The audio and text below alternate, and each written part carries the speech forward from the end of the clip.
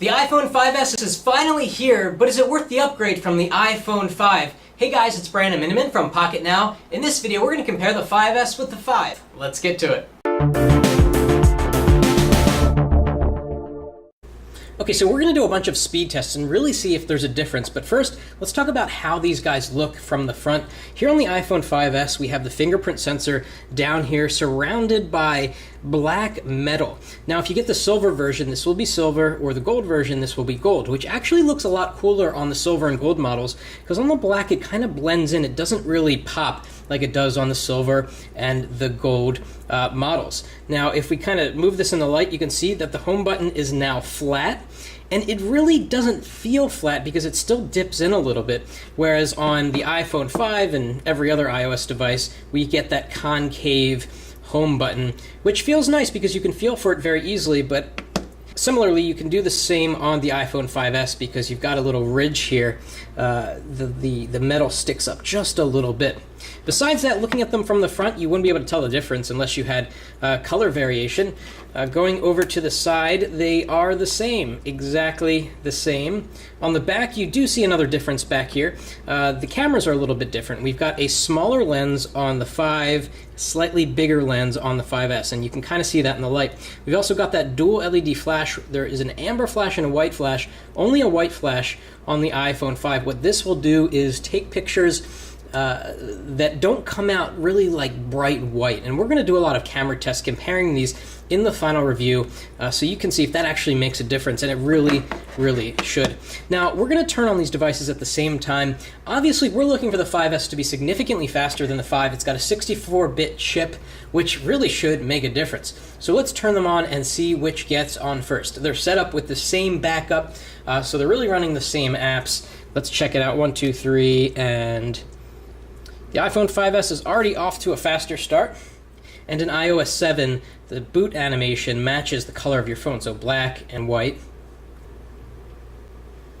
Okay, and the iPhone 5S got to the lock screen faster, significantly faster than the iPhone 5. And there we are.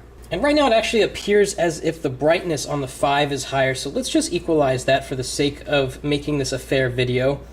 And I'm just going to turn on full screen brightness.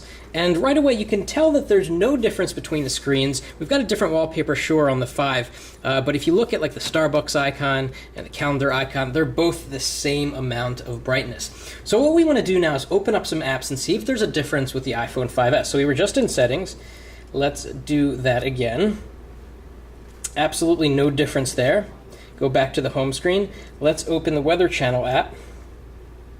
A little bit faster on the 5S, definitely faster on the 5S. Let's go into Safari, and we're going to bring up PocketNow.com here at the exact same time. 5S got it done a lot faster, still going on the 5. And this is kind of funny, right? Because the 5 is a very fast phone. And let's scroll down the page and see what it looks like, see if we get any sort of checkerboards or anything like that. Very smooth on both, though it looks like it's slightly faster on the 5S. Let's go to another web page. We'll bring up favorites here. Let's go to The Verge. Go. Okay, that was actually faster on the iPhone 5 there. Let's go to another page. Let's go to Engadget Mobile. Oh, missed that, so instead we'll go to Gizmodo.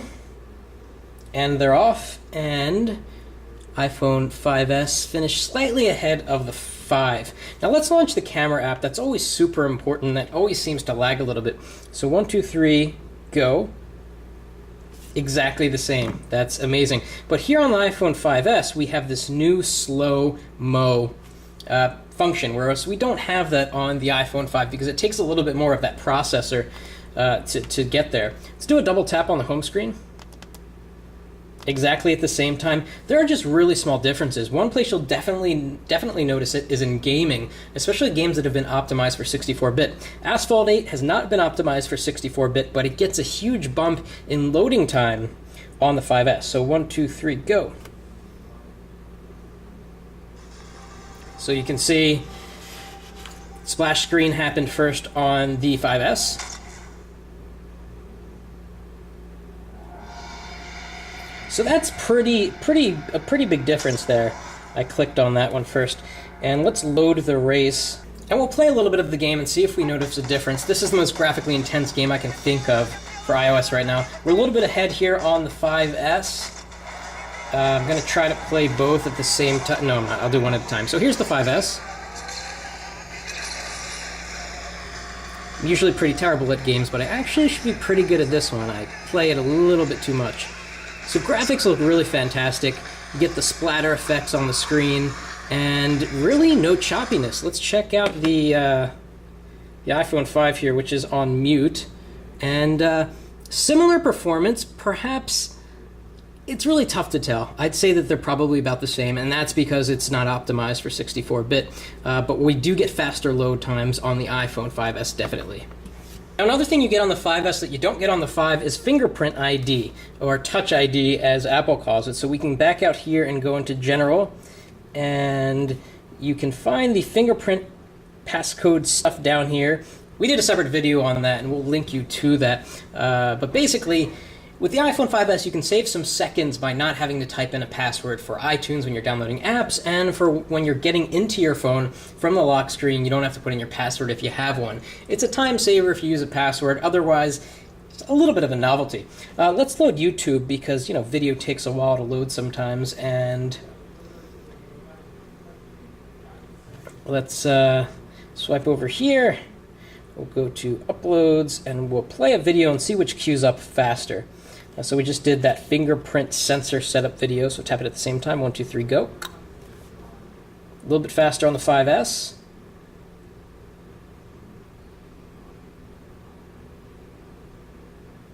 Started first on the 5, which is very interesting. So a lot of the time, these two phones are very equal in terms of performance. Apps come up a little bit faster. Let's go to Spotify here. So as you can see, just a beat faster. It's really not that big of a deal. Where we're going to see improvements is when developers start rewriting their apps for 64-bit. That might be weeks, it might be months, and you might not see any performance increases if you have a 5S unless you're playing games.